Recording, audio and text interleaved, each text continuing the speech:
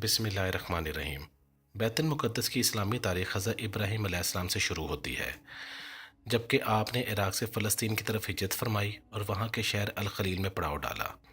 حضرت ابراہیم علیہ السلام کے بڑے فرزند حضرت اسماعیل علیہ السلام نے مکہ آباد کیا اور آپ کے دوسرے فرزند حضرت اسحاق علیہ السلام کے فرزند حضرت یعقوب علیہ السلام نے بیت المقدس اور مسجد اقصیٰ کو تعمیر کیا۔ اس کے چند سالوں بعد جب حضرت یوسف علیہ السلام مصر کے بادشاہ بنے تو انہوں نے اپنے والدین اور تمام بھائیوں کو مصر بلا لیا، جہاں وہ خوب بڑھے، پھلے اور پھولے۔ اس طرح مصر میں ان کی آبادی تیزی سے پھیلتی رہی۔ اس کے سینکڑوں سال بعد جب مصر پر فرعون کی حکومت قائم ہوئی تو اس نے بنو اسرائیل پر ظلم و ستم کی انتہا کر دی۔ تو حضرت موسیٰ علیہ السلام نے اللہ کے حکم سے بنو اسرائیل کو لے کر فلسطین کی طرف ہجرت کی۔ فرعون نے ان کا پیچھا کیا لیکن بحر احمر میں ڈبو دیا گیا۔ فلسطین آ کر بنو اسرائیل نے طرح طرح کی نافرمانیاں شروع کر دیں، جس کی وجہ سے اللہ تعالیٰ نے انہیں وادی طے میں 40 سال تک کے لیے بھٹکا دیا۔ اسی دوران حضرت موسیٰ علیہ السلام اور حضرت ہارون علیہ السلام نے عمالقہ جو اس وقت بیت المقدس پر قابض تھے سے جنگ کی اور بیت المقدس کے علاقے کو فتح کیا، اور ان کے بعد حضرت طالوت کی قیادت میں ایک جنگ لڑی گئی جس میں حضرت داؤد علیہ السلام نے جالوت کو قتل کیا، اور اس طرح فلسطین کے سارے علاقے پر حضرت طالوت علیہ السلام کی حکومت قائم ہو گئی۔ طالوت علیہ السلام کے بعد حضرت داؤد علیہ السلام بادشاہ بنے اور ان کے بعد ان کے فرزند حضرت سلیمان علیہ السلام کی زبردست حکومت فلسطین کے پورے علاقے پر قائم ہو گئی۔ لیکن حضرت سلیمان علیہ السلام کے بعد ان کا بیٹا بادشاہ بنا۔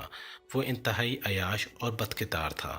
اس نے اپنی قوم میں بے حیائی اور بت پرستی عام کر دی، اور یہ بھی سابقہ اقوام کے اخلاقی اور اعتقادی بیماریوں میں مبتلا ہو گئے، جس کی وجہ سے اللہ تعالیٰ نے بابل کے بادشاہ بخت نصر کو ان پر مسلط کر دیا، جس نے 578 قبل مسیح ایک زوردار حملہ کر کے سلطنت یہودیہ کے تمام چھوٹے بڑے شہروں کی اینٹ سے اینٹ بجا دی۔ یروشلم اور ہیکل سلیمانی کو پیوند خاک کر دیا گیا۔ بخت نصر کی موت کے بعد وہ قیدی 70 سال بعد واپس فلسطین آ گئے اور انہوں نے شہر یروشلم کو پھر آباد کیا اور چھوٹی موٹی ریاست تشکیل دی، لیکن پھر ان میں وہی خرابیاں رونما ہو گئیں، جس کی وجہ سے کبھی یونانیوں نے، کبھی بابلیوں اور کبھی رومیوں نے انہیں اپنا غلام بنایا۔ حضرت عیسیٰ علیہ السلام کے زمانے میں ان کے عوام ہی نہیں بلکہ علماء کا طبقہ بھی اس قدر گمراہ تھا کہ شرک، بدکاری، انبیاء کے قتل اور شراب نوشی وغیرہ کو گناہ تک بھی نہ سمجھا جاتا تھا۔ ان یہودی علماء، ربیوں اور فرانسیسیوں نے حضرت عیسیٰ علیہ السلام کو قید کرانے اور پھر سولی پر چڑھانے کے لیے طرح طرح کی سازش کی، اور کس قدر نیچ حرکتیں کی اس کی کچھ تفصیل موجودہ انجیلوں میں بھی مل سکتی ہے۔